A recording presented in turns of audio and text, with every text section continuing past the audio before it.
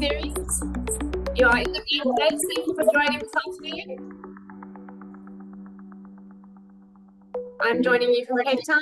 Please put in the chat where you are joining us from.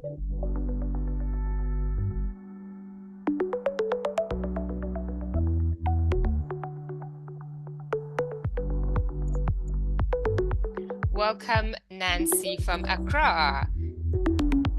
And Petrus from Namibia. Hi there. Jade from Cape Town. Hello. Vintuk. Suzette, is that Wellington? Is that Wellington, New Zealand? Or Wellington, South Africa? Hi, Victoria from Zim. Roseanne from the Maldives. Oh, lovely. Welcome. Welcome, Victoria. Ivory Coast and Ghana. That's nice to see our Ghanaian colleagues here today. And Eswatini.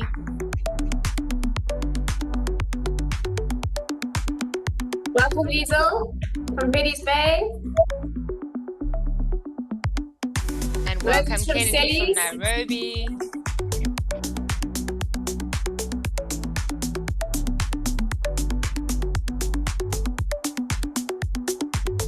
Welcome to all of our Mauritian colleagues joining. Mombela. Welcome to our Botswana colleagues.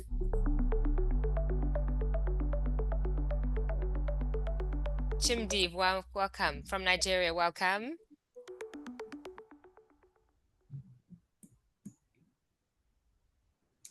And I think that's my cue. Thank you, everybody. I just want to double check if I'm audible. I can just get a thumbs up.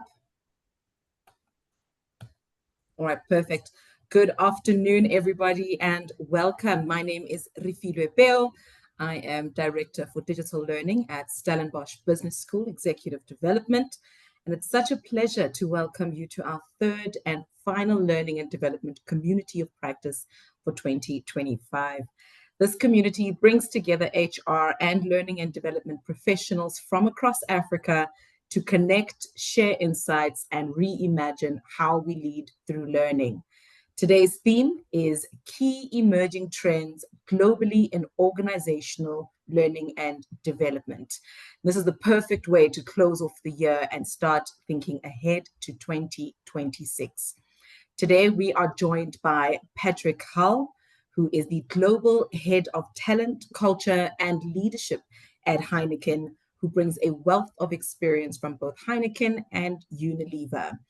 And guiding today's conversation is Anna-Marie Roux, who is a strategy consultant and SBS-ED's faculty member. Thank you very much to both of you for being here. And Anna-Marie, I'm now going to hand over to you. Thank you, Refilwe. Thank you, everybody. Paddy, welcome, everybody. What a pleasure. This is our last community of practice session for the year. And I think we are going to make this one count. So I want to start off the conversation by, first of all, hi, Sylvia. By first of all saying that we've got such a beautiful mix of people in the room. There's entrepreneurs, there's fellow academics, small business owners, and big corporate players. I can see you. I recognize some of the names. And I think you need to keep us honest in our conversation today. Between me and Paddy, we have specific perspectives on this topic.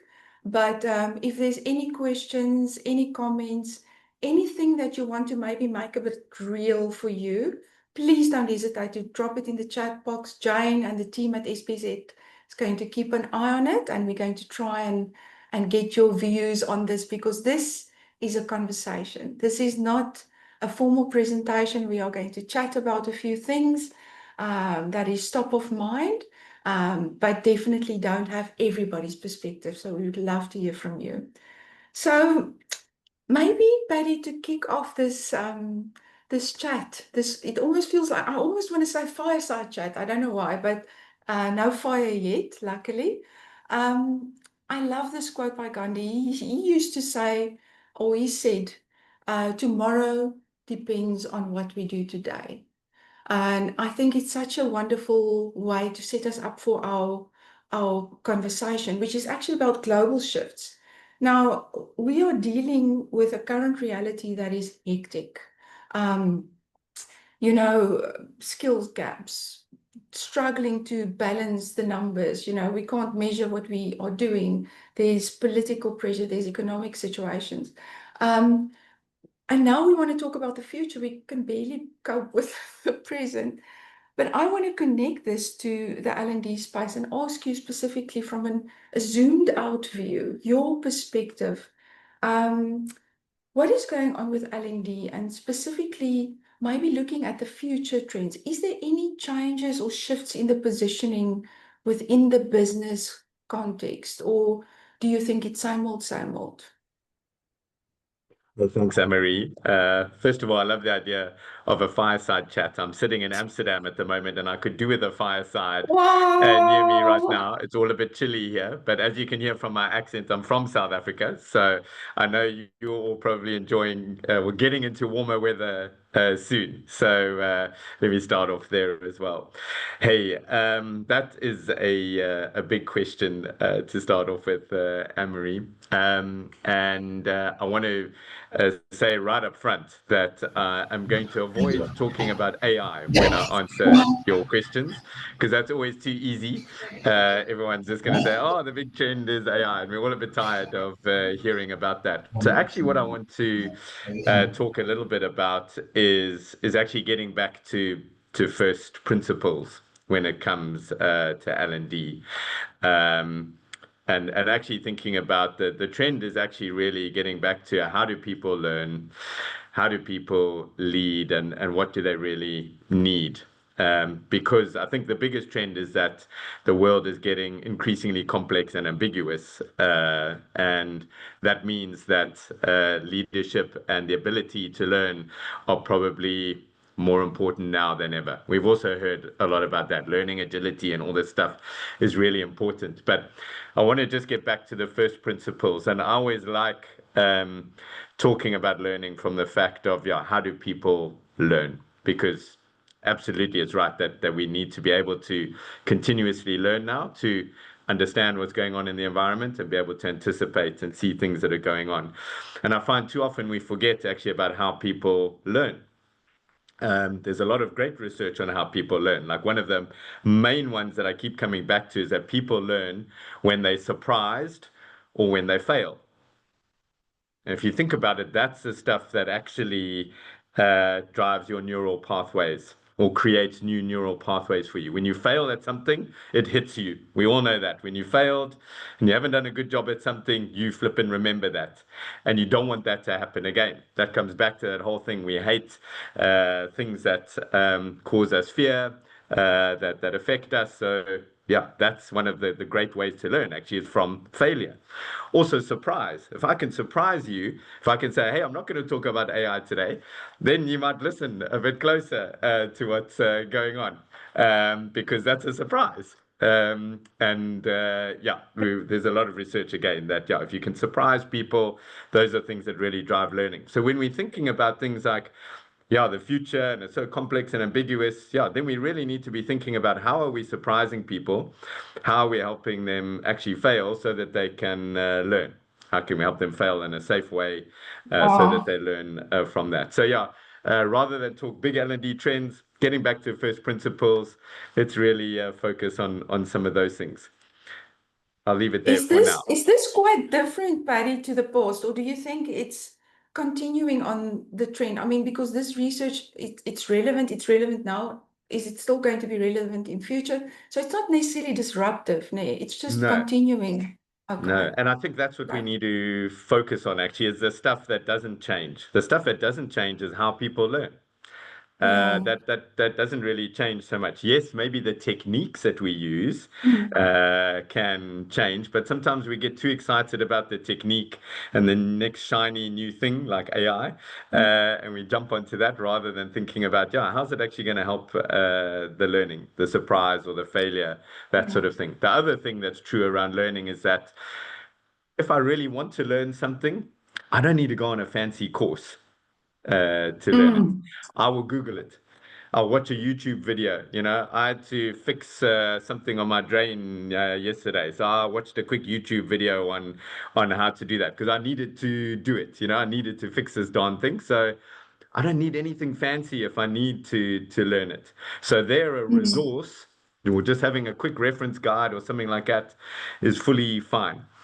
But if, on the other hand, if there's something that I'm not that interested in learning, but it's actually super important that I know it, then probably I need to go through more of a transformational process. Then I need an experience, then I might need a course, then I need to be surprised, then I need to go through failure and challenge in order to learn. So those are, again, our other few key principles that if we're thinking about how to help people prepare for this world that is complex, is under pressure and all of that, then let's remember how we're doing those basics, and we'll have a much better chance preparing people. True. That's quite helpful that you frame it like that. I just sometimes wonder that, especially in a support function, from an organizational positioning point of view, I'm getting back to the positioning. In a way, you kind of like protected, unless you are in the commercial, the spearheading of the growth part of the business. And sometimes we can be a little bit of a boiling frog, where we sit in a situation where the organization is facing real truths and moments of truth, which, to your point, are shocking and surprising, but doesn't necessarily translate to the individual. It doesn't spill through. So there is a little bit of a responsibility from a leadership point of view, in terms of making sure that we make sure that not only that area within the business, but the individuals are relevant and they stay relevant. So I worry, I read in the papers that, Spotify and Duolingo and Meta and, all the big people that I know from an innovation point of view are struggling with big things. And those things are not necessarily, L&D is not protected from that. In fact, L&D is possibly being highlighted, especially I saw IBM's latest, we spoke about it the previous session, they just retrenched 400 HR professionals to replace it with AI, which is more the routine-based stuff. And I know we're not going to talk about AI specifically, but it's the truth. So we cannot move away from that. Yet the growth, the overall numbers within the organization grew. So they are putting people in the right position. So do we call it right sizing still? So nothing like that jumping up that I think our audience need to say, maybe I need to think about that. Maybe it's not on my agenda yet. Maybe I should be, reading about that. Is there anything that keeps you awake at night in that context? Or do you think we are, it's to your point, more of the same, faster, quicker, smarter than the past, but still more of the same trends? It's a big question, I know. Listen, there's no question, as you mentioned before, that business is under pressure, that we are going through a revolution in terms of how work gets done. Let's also be open about that. And AI and all those things are affecting it, and competitive pressures are increasing. I'm reminded you started off with a great quote, and one of my favorite quotes actually is a Charles Darwin one, where he says, it's not the strongest species that survive, nor the most intelligent. It's the ones that are most adaptable to change. When we think about everything that's going on that you're describing now, sort of in that context, one of the things that we tend to go back to, actually, and this is where L&D needs to play a key role, is that your kind of hero leaders, the ones who think they know everything or are the most confident in expressing their opinions, they tend to come to the fore and they say, we need to do this. And yeah, I'm going to take charge and make sure we go this route. And I worry a little bit. I must say, we've probably heard the term the hippo in the room before. The highest paid individual in the room is the only one who gets to speak and everyone else is silent. I worry a little bit that if we swing too much in that direction, we're actually not going to be able to do the right things that we need to do. Because actually, the ones who are going to be most adaptable to change, I feel, are the ones who are going to listen the most. I've always seen great leaders are the ones who take advice and listen to opinions from as many people as possible before making their decision. And in the world we find ourselves in now, there's this huge pressure to make quick decisions because, everything's changing all the time. But if we swing too far that way and try and go too much, I'm the hero leader, I can do this thing. Yeah, I do seriously worry that we will lose that broader perspective, which you really need in order to navigate this change. So I know it's not a completely clear answer to your question. Yes, we're going through a fundamental shift in the world. And yes, L&D, I feel, needs to step up in terms of helping leaders make sure that they are surrounding themselves not just with the yes people and the people who think like them and all of that, but really make sure that diversity, inclusion of thought, all of that is brought to the fore, because that's the only way you're going to be able to properly think about. Yes, I solving this. like what you There's a said. fantastic Yes, I like what image. you're saying. I No, was just going to Paddy. say that there's an image I often refer to. It's and you can Google it. It's called a bridge to nowhere. If you just Google the bridge to nowhere, you'll come up with this image of the Choluteca Bridge in Honduras. And it's this amazing bridge built over land, and the river is flowing off to the one side. And it's a great story about how these engineers were brought in to build this hurricane-proof bridge. And obviously, so all these engineers had this one-track mind of, we're going to build this bridge that is going to withstand any hurricane, which they did, which was amazing. But there was no one around them saying, hey, by the way, when hurricanes come along, often they divert the course of the river, by the way. So maybe you want to think about beyond the bridge, how the surrounding environment goes. And I think that's the sort of risk when we get too much in a single way of thinking, our own echo chamber. We hear this. I think that's more the risk we face right now, that we get stuck in our little echo chamber rather than considering all perspectives. I really appreciate what you're saying, because I also hear within, and I don't want to put words in your mouth, but I hear, from a leadership, responsibility, but there's also an individual responsibility as an employee to keep that agility and that adaptiveness. So it's not like a top-down or a singular view on this. It's almost like the culture part of it that needs to be, and that's the big change. It needs to come from everywhere. I love that. I want to maybe explore a little bit, on this principle of talent around specifically L&D and global future shifts that we are facing. I want to start off by saying, is the bench still empty? Are we still struggling with talent, or is this a thing of the past? Is this a relevant thing that keeps you awake, Paddy, or is talent under control? Is probably the number one thing that keeps me awake at night. Absolutely. I think it's also the number one thing that leaders expect from HR teams is, make sure I've got the right person in the right place at the right time. Don't make me have to wait to fill critical roles and positions. So I absolutely do feel it's still a massive challenge, and I wouldn't be surprised. Maybe we can have a thumbs up if other HR leaders on the call or leaders themselves feel this is something that's an important thing that they're focused on. But the short answer is yes. So how do we define talent nowadays? Is it still because in my day it used to be a scarcity thing. If we don't have enough people with that specific skill set, then that becomes the talent. And it's not necessarily a value creation definition. Is there any changes in that, or is there any new skills being identified that we might be struggling with, or is it still, we don't have people, we can't find people, so we define that as talent? I think it's more the latter is how we define it. So yeah, I can't find people, so therefore that's a talent. It's a critical skill that I'm missing. Therefore, yeah, I'm missing a talent. I think in reality, I always have this view that I believe talent is equally distributed. So if we think of a population of people, you probably go through sort of a normal distribution of talent being equally distributed across a population, but opportunity is not equally distributed. So that's the challenge. And so when we say we can't find the people, I think sometimes actually people can't find the opportunity is maybe the better way of expressing it.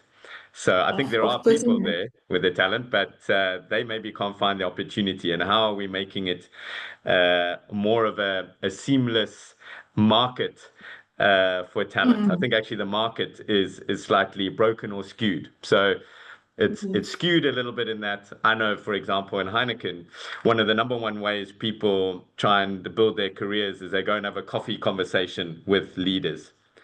So that they say, hey, here's me, here's my talent and skills. If you've got anything, please pick me, Hugely inefficient. I've had about 1 million coffee chats since I've been here. I need to go to the loo every 5 minutes, kind of thing. So it doesn't really work for anyone. Think in a big global organization like Heineken, 90-odd thousand people, how many coffee conversations are going on. It's lovely in terms of connection and all that, but it's rubbish in terms of having an efficient marketplace for talent.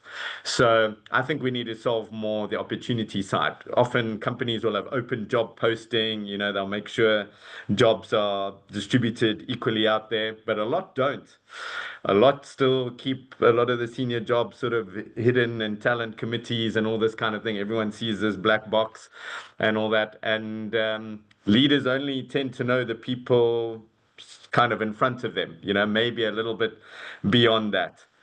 They don't know all their past experiences. I worked in sales and finance before. No one knows that about me. They only see me as an HR person. They got no idea that I've got all this business acumen and expertise behind me. But the same will be from my colleague across the way. I just see them as, sort of their current role, or maybe the last one before that. So we miss out a lot on actually the expertise and talent that people have and their aspiration.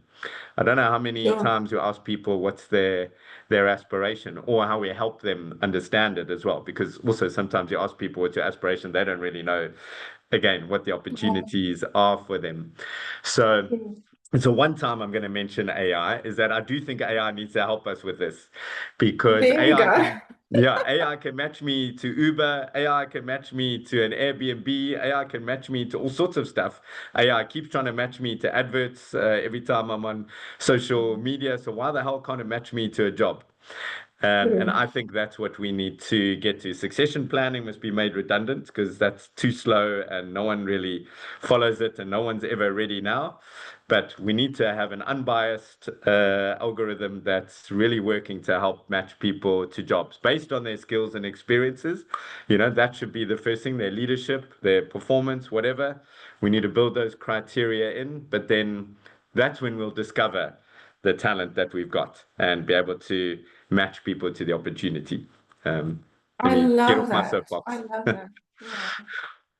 Talking about principles, it's obviously the first principle is in sales, supply and demand, to match it. So I think we're on the right track here. Exactly. I think it really resonates what you're talking about, because I think I used to be quite what is the word, despondent around our talent conversations, because it used to be very much about technical competence also, because it was job related. It's very much this competence or this skill or this experience matches that. And I always think of I think he was the former CEO of Porsche, if I'm not mistaken, Peter Schutz. He said, we should hire for character and then train for skills because that's the easy part. So are you seeing talent being more focused on a technical competence, or do you think there's a character side of it, kind of like more of I've got the right attitude and the right aptitude, and I can do what needs to be done to get into that role. And this may be even a little bit of a segue into learning, but any thoughts on that? The technical competence versus, dare I say, the people skills. And this is, so I mean, I fully agree. Character is probably what separates talent. If we're talking the scarce sort of talent, it's the character, it's the leadership ability, what someone brings to that skill. Because the skill, change management or whatever it is, or knowing Python and all that, that's, as you say, that's almost the entry criteria for a role. But really what you want then is someone who's going to add value, can create value from the role, and that all comes from the character side. So what I would love to see AI doing the matching on the basics. Like, let's make sure that the basics get done well, because at the moment we don't even do that part well. And that's because we don't really appreciate the full person that we have in front of us, their full experience and career and that kind of thing.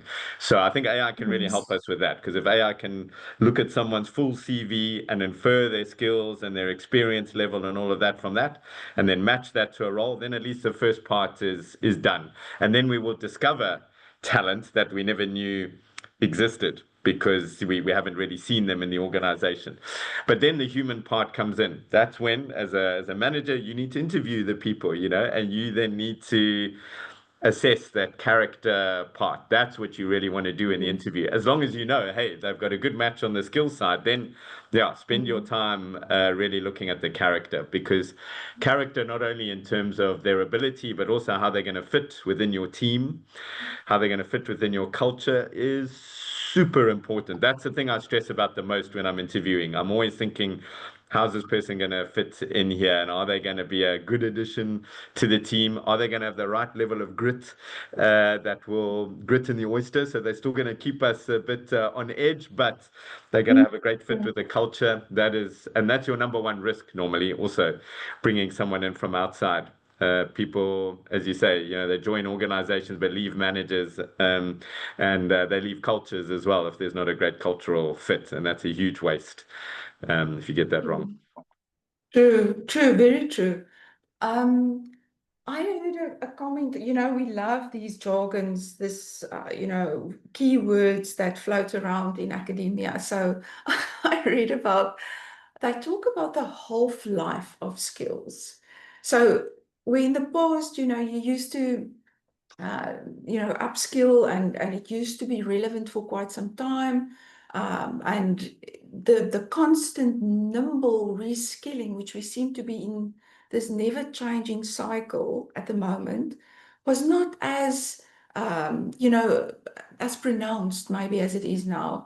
So my question to you is, are we creating a drama, or is skills relevance a key challenge at the moment? Are we having to reskill all the time, or do you think it's not really much different from the past? It's a fascinating question, actually, Anne-Marie. My personal view on this is that actually there is a bit of an acceleration in skills change, if you like, and the half-life of skills shortening, mainly though in the tech space. So let's be honest, like, there's still a lot of the human skills probably are the ones that aren't changing. Again, coming back to that character part, the learning agility, the ability to manage stakeholders, the ability to deal with change, all those sorts of things, the ability to show empathy and that kind of thing are probably even more important. And you see that in all the World Economic Forum reports on skills. The skills that aren't changing, or the most prevalent are those human skills. And you can kind of see why, because the tech can do so much, but then it comes to how are you interpreting the data, how are you presenting that data, how are you convincing people around it. Those things are perennial. But the bit that is shifting around the tech side is certainly this ability to leverage the great technology that we do have at our disposal, and to use it effectively. It was also a great bit of research. It was actually done sort of in the 80s and 90s. It kind of said computers are everywhere except in the productivity statistics. So the thinking was, if you have computers, they should be making us a whole lot more productive. That's the whole point of having this extra technology. But actually, if you looked at it, the productivity and across the world still to this day, has not had a dramatic improvement since the 80s. And so the question is, what are computers really adding here to our ability and our productivity? And I do think there's a bit of sometimes a catch up between what we are learning as humans around how we can leverage the technology and what the technology can actually do for us. I think a lot of us are still using the basics of email, for example, and even Excel and that kind of thing, when these things can do a whole lot more for us. And so I do think there's a responsibility at an individual level to keep up to date with how things can help. I use my kids a lot. They're late teens, early 20s. So every time they roll their eyes at me at how slow I am about something, I know I've got to learn a bit more on how to do stuff. And I'm always fascinated at how they learn and learn so quickly about the latest things that are coming in. So I've challenged myself there to make sure that I keep up at least with them, to make sure that. But I think there's also what I see, also this interesting dynamic, because they rely on me for the experience that I have and the way I think about the world, based on the experience that I've had in a corporate environment and working around the world and that sort of thing. And I think we're getting to, I'm again hopeful. I'm a bit of an optimist. You'll hear this, but I'm hopeful that we can use technology now to bring more together the older generation and the younger generation to help one another navigate this change. Because I think in the past it's been a little bit one or the other, but I'd love to get to an and. Like, how can I bring more of the editing, more of the foresight, that kind of thing, the learnings from experience, and then use my younger colleagues and all that to help me say, okay, how do we quickly get a result on this sort of thing? Or how can I check their results that they're getting and say, no, it's giving you the wrong stuff there. You need to look at this or that. And I really feel this kind of mentoring and reverse mentoring that we can really get going now and use technology as a bit of the glue in that. And if I may jump in, we've got some really Yes. cool questions in the chat, and I'd love to hear your thoughts on these. I'm going to start sort of from the middle and sort of see how far we get on the questions that were asked first and the questions that are coming in later. But one particular question that has caught my eye, if I may, and it's really all about how we upskill ourselves as L&D professionals. So what are the future skills that L&D professionals need? The comment was made very, very succinctly and very, very nicely. We often drive learning for others, but fail in upskilling ourselves. Could we tackle that question, please? And then there's a couple more coming. That's a very nice one. I don't know, Paddy, if you have any thoughts on that. Well, I'm just going to leave one thought here because I know there's a few questions. So let me just give one idea. The tool that I've come across that has helped me the most sort of in my L&D career is something called COM-B. So COM-B. You can Google it. It's probably one of the most well-researched, scientifically validated tools in terms of how you measure behavior change. And it stands for, the C is capability, the O is opportunity, and the M is motivation. So capability plus opportunity plus motivation equals behavior change. And if you think about it, it's a very simple but elegant tool because, yeah, when we want people to change behaviors and all that, they need to have the capability or the skills, but they also need to have the opportunity. Do they have the environment that supports them? Do they have peers also doing this kind of thing? And then are they motivated to do it? So we need to focus on those three things. And I would say for every L&D professional to really get into the COM-B tool and framework and methodology, really understand it and really use it, I would say that's a number one thing that we will need to go after. The reason is I see too many things that we do that either drive the motivation, like we like to send people on a leadership program, get them very excited about being leaders and all that, and so they come out the program super excited and motivated, but we've forgotten about the opportunity and the capability. Like the opportunity is their leaders don't role model this kind of leadership, so then it all falls flat, or we don't spend enough time on them really developing the skills to coach or that sort of thing. So it gives you a wonderful way to really look at what you're doing and say, are we answering these three questions, not just one of them, and how are we answering those three, and always coming back to those three things: capability, opportunity, and motivation. I'd say just as one thing, let's really go all in on that as L&D professionals. Yeah, and then that will give you a good sense of how do you then use AI, how do you use resources, courses, whatever it might be, to help drive your agenda. And how do you transpose that to the programs that you're running for your employees? Because Exactly. this is also personal. Yeah. So then it transposes. So it has a dual purpose. You develop the skill, but then you also know how you can do a much better job in your programs. Yeah. And then just if we can dive a little bit deeper, yes, into that question, somebody's asked, what are the emerging competencies and skills that us as L&D professionals need, particularly in the area of AI? I know we don't want to make this an AI-focused thing, but I thought that was a really interesting question, particularly, Paddy, from your perspective, from a global perspective, and what we can bring into our local markets here. Yeah. So I don't want to do a whole long thing on AI. Obviously, there's lots of benefits of it that we need to keep looking at. Again, I'm going to come back to first principles, though. And I mentioned this quote when we were doing our prep.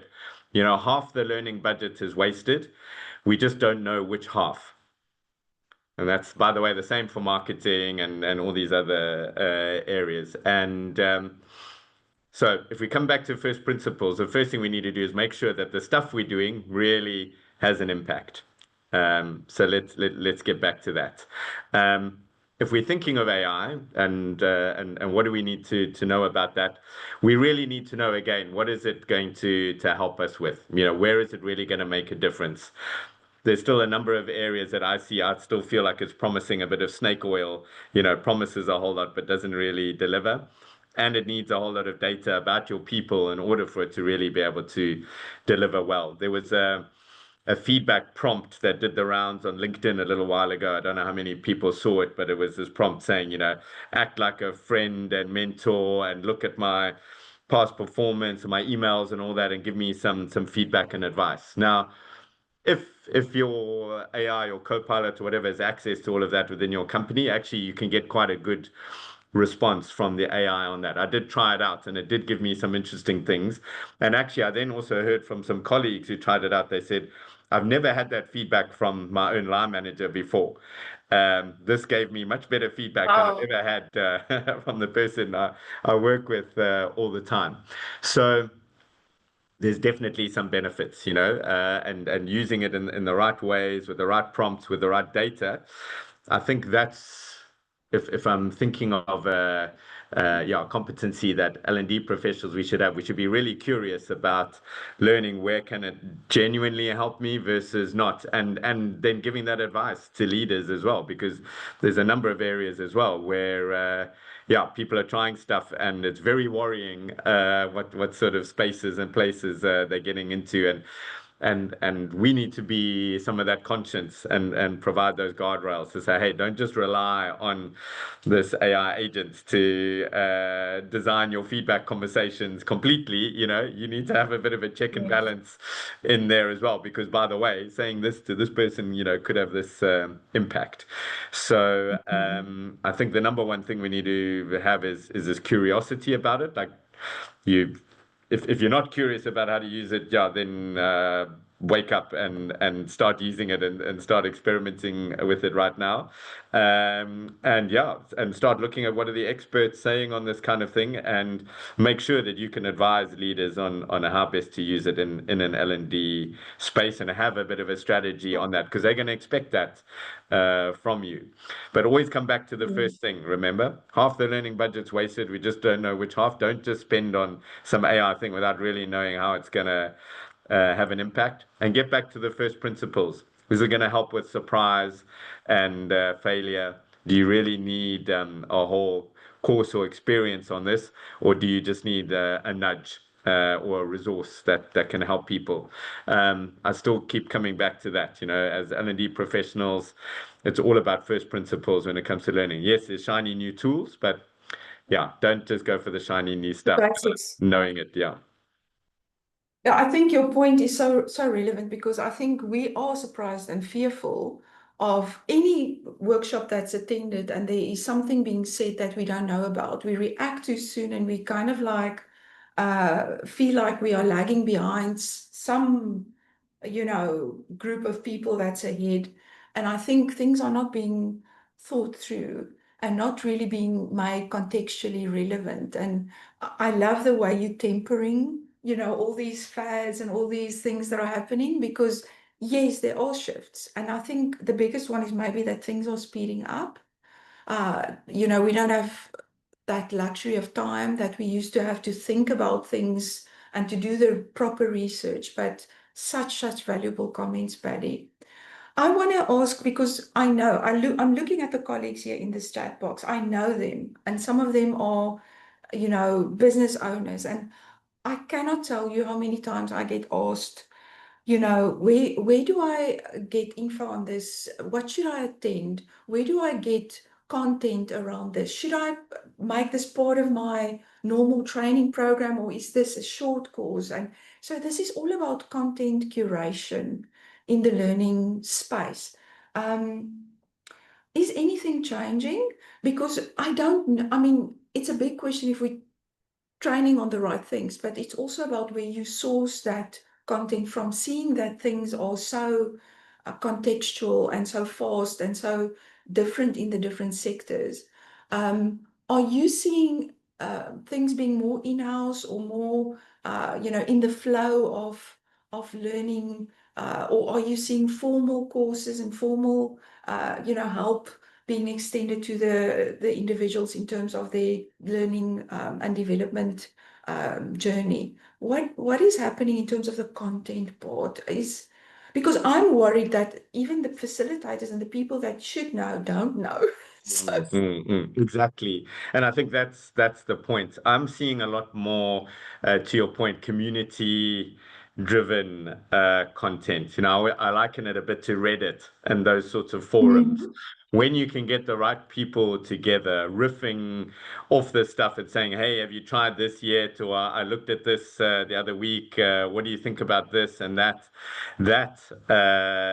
is really taking off, I see, especially in this space where technology and all that is changing so much. That feels to me the best way to learn and to accessing. So even if you are a business owner, why not set up a bit of a community there? You're going to have a couple of guys or girls or people who really into this stuff. Give them a platform to say, hey, geek it out here. You guys start thinking about things and think of use cases that we can use in our business that can help us, and bring the best ones to me so I can have a look at that. I've seen that. We use that a lot here in Heineken to really drive how we're taking commerce and these sorts of things forward, supply chain improvements and all of that. It all comes from the community nowadays, because you're right, by the time you wait for a course or something like that, unfortunately, I think some of the content's outdated. Also, I think by doing it from your own homegrown communities, you get a lot more relevant content. The stuff that you're really interested in and that you need. And so, we reward and we recognize these communities now.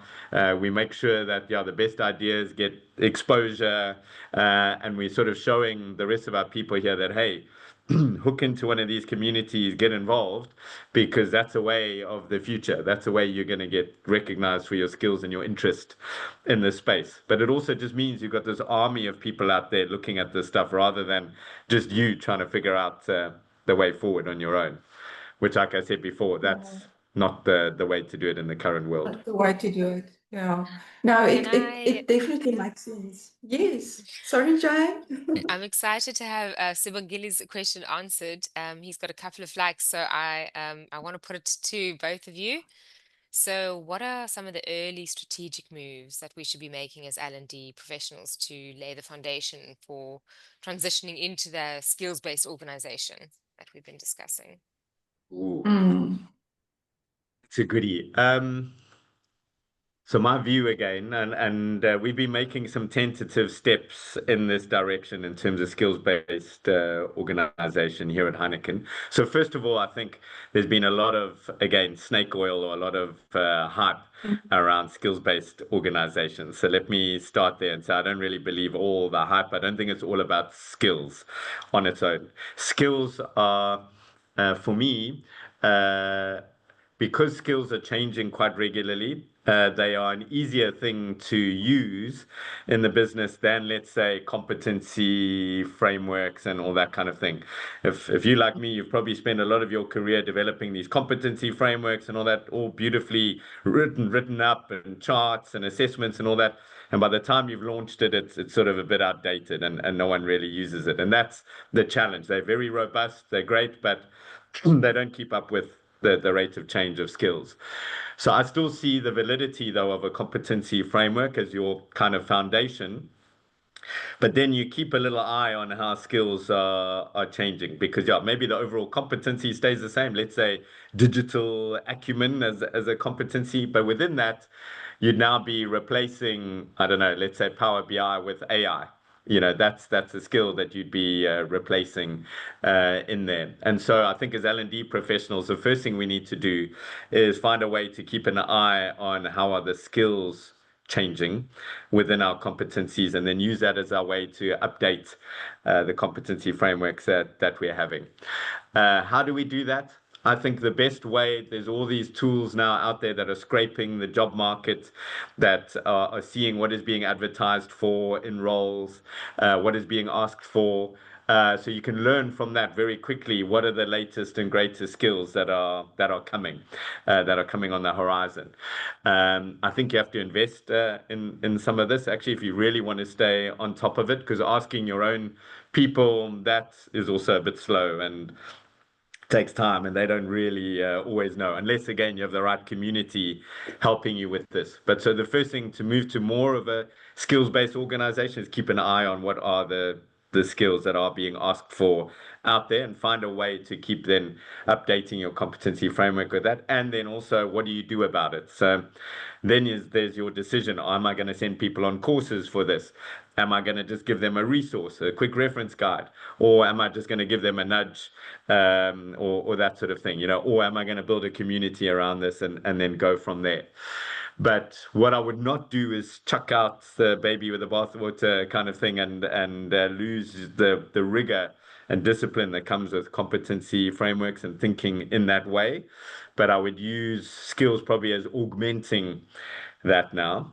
Skills are also an easy way to start helping match people in a talent marketplace. Obviously, if I have the skill in a job description and I've got the skill in the person's profile, then that's an easy match, but it doesn't give you any data on, can this person do stakeholder management in a global senior role, or in an in-country tiny sort of role. So that's where you're missing. So then you still need the experience, you need the leadership, you need the past performance data, you need all that other data to go around it. So I've often spoken about how we need a spell. So it's skills, performance, experience, and leadership and learning agility. Those sort of 5 things we need to know about people in order to do some good matching in a sort of talent marketplace. So don't think you can only do it just on skills.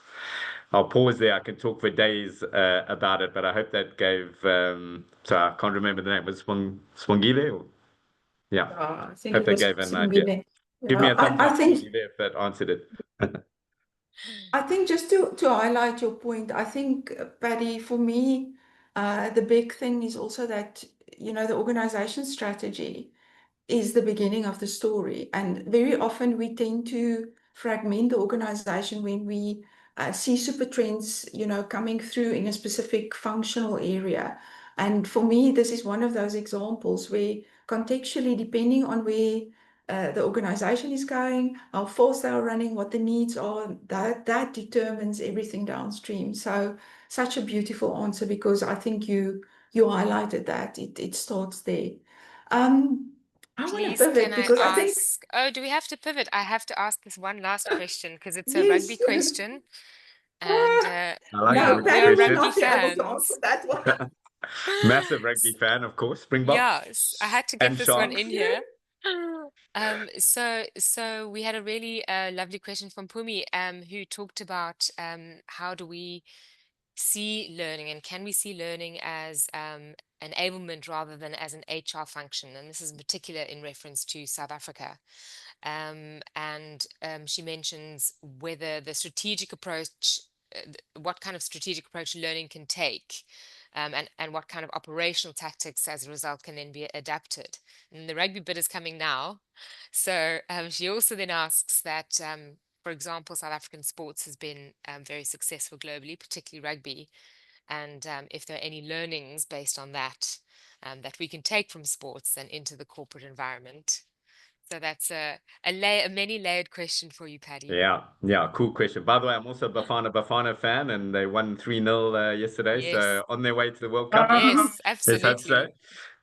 But yeah, but yes, absolutely on the rugby side. Let me start with the rugby side. I think the rugby, and especially the Springboks, are a fantastic example of what I said earlier, how talent is distributed equally, but opportunity isn't. And I think what eventually South African rugby was able to do was to actually make opportunity more equal. And so we were then able to access the full talent of South Africa to fuel, the Springbok rugby team. Now we have a great team that's fully representative of all the cultures within South Africa and all the talent that's available. So if we think of, for me, the finest example of rugby is that we were able to change that equation from kind of only looking at a limited talent pool to really accessing the full talent pool. So I would say as L&D professionals, again, that number one thing we need to do is make sure that opportunity is genuinely equal in your organizations, or equitable, whatever language you want to use, but to make sure that people have the chance to be seen and be recognized. This comes back to the learning question then. I think people learn if they feel they're going to get a promotion. If I learn this stuff, I'm more likely to get a promotion, or I'm more likely to get recognized and get more pay, in my role. I've never seen someone not learn if they see those two things. And the third one is obviously if I can de-risk things, I'll learn this stuff if I'm not going to have more failures and that sort of thing. So if we help people really see that learning stuff helps them get a promotion, get recognized, avoid failure, then people are going to learn. You don't have to establish a learning culture. I hate when people talk about that, because I don't think there's anything like that. People are going to learn. They're not stupid. They'll learn if those three things in place. They're not going to learn if their boss says, hey, do this now because I really need this and da da da da. Then, they're going to put the learning off to another time. Or they're not going to see the role that they're doing or what they're doing as learning. Yeah, So one of the number one things we've got to do, one, make sure. And that comes back again to the equal opportunity. If people see there's opportunity to get recognized and promoted here, and I've got a chance of furthering my career, they're going to put their effort in and they're going to try and learn and make things happen. So I guess the number one thing for us, practical thing, is don't see learning in isolation to talent. The two things are together. Don't see it in isolation to what you're doing on diversity and inclusion. Make sure it's included in all of these aspects. It all comes together in terms of, one, helping people grow their careers, and then two, helping line managers feel, hey, you've got the right people in the business here for me to do the jobs that I need done. And you need to tell leaders that, guys, you are doing yourself a disservice if you are dissing learning and telling people, don't do that now, I hate it. I used to tell people, if you come on a course here and your manager's calling you, tell me, because I'm going to phone them. I'm going to tell them to shut up and leave you to learn on this course, because that is ridiculous that they are taking your time and you're investing in yourself to get yourself better, to help them, and they flipping interrupting you on that kind of thing. So I would literally do that. I'd phone, I'd email, I'd tune all these managers, I'd tell the CEO this is unacceptable behavior. So we have to do that stuff. We're the conscience of the organization. You're telling people you want them to learn, and then you saying something completely different through the way you're behaving here. So don't do that. But leaders don't kind of fully get it, because they're busy trying to do their job and, do that to the best of their ability as well. So I think we are responsible for making sure that, one, again, that we're flipping this conversation. Don't think about, oh, why is there no talent? Say, have we created enough opportunity? And are the opportunities clear for people? And then two, that means, by the way, that you need them learning and getting better at what they're doing if you want to have a ready now pipeline of talent. So make that investment and make it count. Oh, you so effortlessly integrate such multiple levels of experience and learning that I wish we could stay in this room for another hour. I know your time is precious. And we don't have a lot of time left, but I'm curious because you now segued into the leadership conversation, which I feel like it's one of your sweet spots, because the way you speak and the way the passion that kind of like emits from you when you speak comes from a leader. So I want to ask you, do we have a leadership crisis at the moment? It feels like what we are expecting from leaders are becoming almost inhumane. Is there, do we have a problem? How can we, do we need to look at this with different eyes? Or am I being dramatic? What's going on with leadership? It's good to be dramatic because that's a surprise and a challenge. So people will listen to that. Listen, I think you've hit the nail on the head that our expectations of leaders are probably unrealistic in the environment we find ourselves in now. This ability to adapt to all the changes that are coming at you as a leader right now is kind of inhumane. It literally feels like, I remember actually when I was at Unilever and also now at Heineken, you just see the layer upon layer of things hitting CEOs and senior leaders in the organization. It is relentless. And I'm sure, as you say, there's a lot of business owners in the call now. I'm sure they also feel that, it literally is relentless. And you're just trying to keep the ship afloat, almost, sort of thing. And that's why I'll come back to then something I mentioned earlier, this power of the community. The days of the hero leader are gone. I think you could sort of do that maybe up until the 80s kind of thing. But now there is so much information, so much change going on. The ability for one person to process it and come up with a strategy or whatever on their own is gone. So the key thing for leaders to do is leverage the power of this community around them. There was a beautiful book written also about, geez, it was probably 20 years ago now, saying my age, but called New Power. Time just went. Yeah. Yeah, because I think it's recent, but it was probably 20 years ago.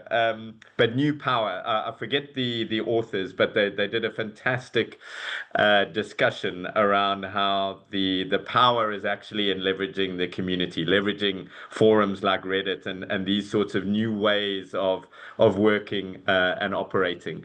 And I would suggest that for leaders, if we want to overcome this sort of crisis that you might be feeling yourself, that, oh, I don't have all the answers, or it's all on me and all that, just really double down on bringing people together, and not just your normal trusted advisors. You want, the guys who are a bit off the wall in your organization and all that, or the ones who you're not too sure about and all that. Yeah, bring them in, hear their points of view and all of that. And it's actually faster to do that than you trying to do it, kind of on your own. Because normally what happens is you do it on your own, you go, yeah, here's the direction of travel, and then it might be wrong, might be right. You've got a kind of 50-50 chance there. And then, the cost of then redoing stuff and all of that takes a lot longer. Someone's put it in the chat. Thanks, Ipe, for putting the authors in the chat. So I would just say really leverage that. People love giving advice. That's one thing I've learned in my career. I took too long to ask for advice. I was trying to be the guy who knows everything and be credible and reliable all the time. But you forget that actually the way you build trust and the way you get things done is not only credibility and reliability, but also vulnerability and that ability to ask for advice. So that would be my number one thing to do to overcome the leadership sort of crisis, is ask for advice. Love that. I recently read a professor at, I think it was Western Australia. His name is Gilles Ginnack, and he's doing research on financial literacy and behavioral economics, very big words and stuff. And he was particularly interested in leadership and specifically leaders that have exceptional high IQ, which I think most of our leaders have. They have to, for dealing with complexity. And then also combining that with a little bit of, obviously emotional maturity. And he found the ratio to be about 85 in a million people have evidence of both. Not even exceptionally high on both, but literally, a balance in terms of EQ and IQ. And the reason I'm asking this is because it's shocking to me. I mean, it's literally less than 1% of the population. This pool of, who should we be promoting? And what should we be looking for? And who would be leading this complex environment of, the financials and, all the acumens that are necessary? Is this something that is, top of mind? Is this a trend? Is this something that you are actively looking for, or are the clever guys still in the hot seats? Listen, I think, in all honesty, the clever guys are still something that you look for. Yeah, let me be very honest. Like, you still want that IQ, that business acumen. But then, as we touched upon earlier, and you spoke about the character piece, you can have as we know, a super clever guy coming into a team and they just ruin the team. Or dominates the team, and it's only their point of view and all of this, and that then ruins everything. Too often we've all probably experienced that.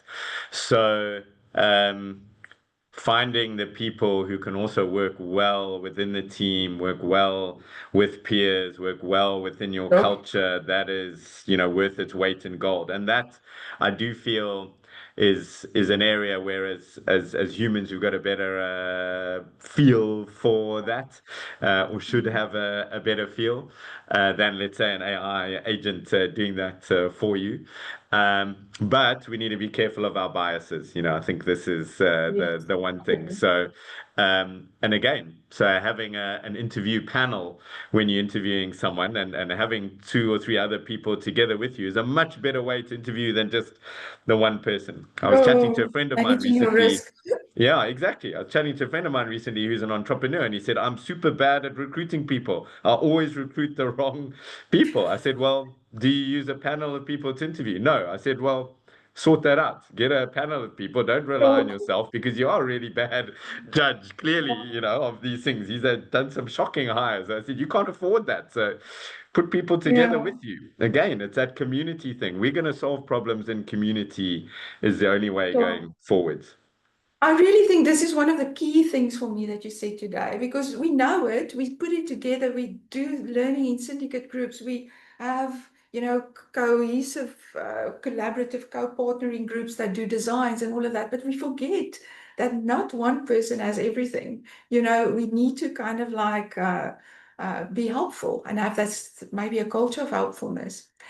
I think some of my last questions now are referencing culture, because you are sitting in such a multinational, organization that obviously, has a footprint all over the world. And I know just from the family businesses within this chat that even within a smaller context, that this complexity called culture, this thing that, the soft stuff drives the hard stuff, the way we do things around here.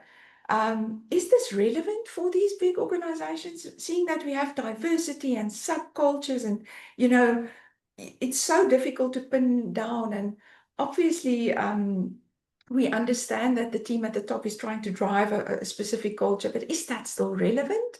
Is it helpful to have a cohesive culture? What are we talking about in terms of culture and future global shifts, Paddy? Is this anything that you're thinking about? Sure, that's a lovely question. Let me talk for a quick moment about the Heineken culture, just to give a demonstration. And I've always loved, there's this one way of describing culture. It's a bit like a spider's web. You don't know it's there until you walk into it. And yeah, culture is often the thing that, yeah, when you get it wrong, you get, oh, okay, yeah. It's as a negative measure, you are correct. It's definitely so. Yeah. Yeah, for me, coming into Heineken from outside is one of the things, yeah, that I had to learn a little bit about it's normally how do decisions get made in this place. And Heineken is a Dutch organization at its heart, and some of that Dutch culture has permeated throughout. Even though it's multinational, there's some things that are very inherent in its Dutchness. And one of the things in the Dutch culture is this polder mentality, they call it, which is everyone coming together to sort of solve problems and being consulted. So if you don't kind of consult a lot of people on something and then you put forward an idea and someone hasn't been consulted here, then they raise their point of view or their objections. And we all know the Dutch are quite direct at giving feedback and that sort of thing. So they're very happy to do it, even though they might not have any responsibility for the thing that you're trying to promote. They feel they've got a point of view and they're going to share it because they weren't kind of consulted. So does it happen in large multinationals? Absolutely, it does. Can a sort of a single country culture permeate a multinational? Absolutely, it can. So it does come there, and it comes again from just the way people feel comfortable about how things get done, around here. Now, does a company need to have one cohesive culture? Can subcultures coexist? All this sort of thing. I think there needs to be a connecting tissue because that's sort of a bit of the social contract in a way, the unspoken stuff beyond just your formal employment contract. There's that social contract that sits alongside it, which is this is how you're going to get treated here. This is the level of care that we're going to have, the transparency, these sorts of things. And this is how we're going to make decisions here together. I think a company needs to be quite clear about that. For people, though, rather than it being the spider's web, because that's the stuff that trips you up. Yeah, especially if you're coming in from outside, and it's the stuff that the insiders don't see anymore because they're kind of living in they don't feel the spider's web anymore. They're always operating in it. So for them, it's normal, and they're thinking, "Why are you struggling here so much?" But that's where the ambiguity comes in. So if you're not clear how decisions are made, and then, yeah, your decision's getting killed because some person somewhere way away is deciding it's not a good idea. That's like very confusing. So I think one, there is a need to have some cohesion, but two, there's more of a need to be very clear about it. And I would spend more time onboarding people on the kind of cultural elements and how things get done than just on the technical aspects of the job if I was, doing that. Makes absolute sense. And I think, for me, it's always been that punitive thing that if you don't pay attention to it, if you don't have an ideal state around it, then anything will do, and that gets dangerous. So I really appreciate your comments there. I think the last question before we finish off is this balance between the current state and this global trends and shifts that are happening in the future. Any quick tips for us? How do we balance this in an L&D context? This short-term wins and, being agile and all of that, but then not maybe derailing our larger or bigger visions of the future. Anything that you are particularly doing, Paddy, that could help us keep us honest? I mean, I hate this, so I'm going to give a bit of a generic answer, but again, it's that curiosity thing. You know, we've got to continue to be curious. Don't be the engineer who thinks I'm only building a hurricane-proof bridge here. Be the engineer that's thinking, how am I building something that's going to last and take into account what hurricanes do? You know, otherwise I have this bridge to nowhere. So you have tasks to do in L&D. We've got tasks to do, but be curious a little bit about what goes on around us and how that impacts on the task that we're given. Because just doing the task is good in a way and all that, but it's probably not going to be a lasting, sustainable thing that we're then going to build. So that's why I say think about the talent aspects, think about diversity and inclusion, think about how you're hiring, how you're promoting. All these things are signals to people around, well, what are we creating here? Nothing we do is sort of in isolation. So be curious about that. Be curious about what you're seeing going on in the world out there, what people are talking about. Have some people that you can speak to help keep you up to date on that sort of thing, whether it's your kids, whether it's your colleagues, whether it's a combination, ideally it's that, and whether it's people from outside. And the last thing I'd recommend is do something completely different outside of your day job. Make sure you've got an interest or a hobby or something like that where you're meeting completely different people outside your normal group. I find that extremely useful. So I'm a runner. I have a running group that I go with. I've got all sorts of people in that group there. I talk to them about all the stuff that's going on in my world, and I hear all the stuff going on in their worlds. And it just opens my mind again to other perspectives and things that are going on there. So keep your hobbies or get hobbies or whatever. But I find that's an amazing way to break through and get new ideas and stay ahead on things. Wow, that is such a beautiful final few words. Anything before we finish off, Paddy? Any last comments from you? I want to say to you, you're a master. I wish I could spend more time with you because everything you say, I have 10 more questions about it, but I'm conscious we are running out of time. Any final words before we finish off for the day, for this specific last one on our agenda? Maybe there's one thing I sort of had half an eye on the chat, but I saw there were a lot of questions around how do we keep L&D budgets when everything's being cut? How do we drive middle management and all this sort of thing? One of the best programs, and it was a previous colleague of mine ran at Unilever, was a leadership development program. But the way he did it was fascinating. He didn't kind of ask people to come on this program. He didn't create it in a way that, hey, we've got this program, you guys must come and do it. He kept it quite secretive. He kind of selected a few key people to come onto it, to experience it. And then he used their word of mouth to create this drive within the organization that people really wanted to go on this program. But then he also put another block and he said, well, if you want to go on the program, you've got to prove to me how you're going to invest in it, how you're going to make sure that there's the capability, opportunity, and motivation is created. So if a leader in a country wanted this program, he's like, well, come and convince me that you are good enough to get this program. And I just thought that, again, was a lovely way of flipping the whole conversation. Don't try and protect your budget and all that. Say, well, if you guys want this, you better come to us and prove why you need it. So I think for some of us as L&D, like you said, we feel we're in support and that we always need to justify our stuff.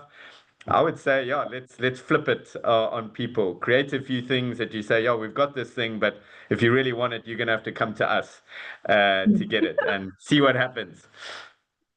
Done. Paddy, my last quote is the value of business, I think, is a function of how well we manage financial and intellectual capital, and that is managed by human capital. So we better get the human capital part right. So thank you so much. Thank you for your time. Thank you for your wisdom. This was very special. SBS-ED, the best team in the business. Thank you for having us. Thank you so much, Anna-Marie. And I think everyone can agree on the call that Paddy for shop steward for the L&D community. Thank you all for joining us today. A huge thank you, Paddy, for sharing such powerful and practical insights on the future of culture and leadership. And to you, Anna-Marie, for connecting the dots and guiding the conversation. It's been a fantastic discussion to close out our 2025 series. And we truly appreciate your energy, your engagement, your ideas throughout the conversation.